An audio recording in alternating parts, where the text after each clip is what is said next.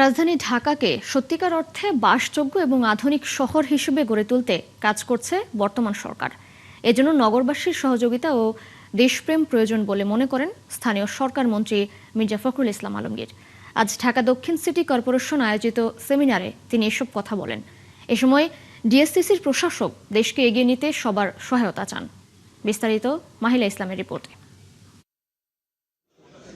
ঢাকা দক্ষিণ সিটি কর্পোরেশনকে আধুনিক ও বাসযোগ্য নগরীতে রূপান্তরের লক্ষ্যে দক্ষিণের জানালা কার্যক্রম নিয়ে এই সেমিনারের আয়োজন করে ডিএনসিসি। এতে অংশ নেন স্থানীয় সরকার মন্ত্রী ও বিএনপি মহাসচিব মির্জা ফখরুল ইসলাম আলমগীর, ঢাকা দক্ষিণ সিটির প্রশাসক আব্দুস সালাম সহ নাগরিক সমাজের প্রতিনিধিরা। ফোটানোর ঝামেলা ছাড়াই নিরাপদ পানির জন্য ঘরে আনুন পিওরিট। কল করুন 16627। এ সময় ডিএনসিসির প্রশাসক বলেন, কথায় কথায় সরকার পতনের চিন্তা না করে সবাই সহযোগিতা করলে দেশ আরও দ্রুত এগিয়ে যাবে। তাদের সুযোগটা না দিয়ে এখনই যদি আমরা সমালোচনা শুরু করি, তাকে আর চিন্তা ভাবনা করি, তাহলে তার দেশ সামনের দিকে যাবে না।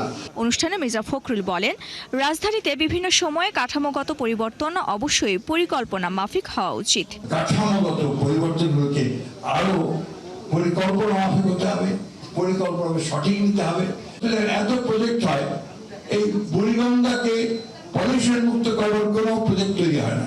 ঢাকাকে এখন আর বাসযোগ্য শহর মনে হয় না আক্ষেপ করে তিনি বলেন, দেশের বিভিন্ন প্রতিষ্ঠান ধ্বংসের দিকে যাচ্ছে, তাই সবাইকে দেশপ্রেম ও দায়বদ্ধতা নিয়ে কাজ করার আহ্বান তার। আমার নিজেরই মনে হয় যে আমি ঢাকা শহরে থাকবো না, আমি আমার দেশের যে শহর সেই শহরে গিয়ে থাকবো। কারণটা হচ্ছে যেটা বাসযোগ্য মনে হয় না।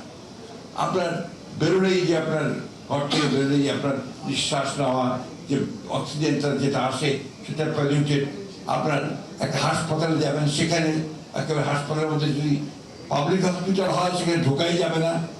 প্রত্যেকটি প্রতিষ্ঠান এখানে আপনার ধ্বংসের দিকে চলে যাচ্ছে। দক্ষিণের জানালাকে একটি সামাজিক আন্দোলন হিসেবে উল্লেখ করে মন্ত্রী বলেন, পুরোপুরি না হলেও দৃশ্যমান পরিবর্তনে আন্তরিকভাবে কাজ করবে সরকার। মাহিলা ইসলাম, ৭১, ঢাকা।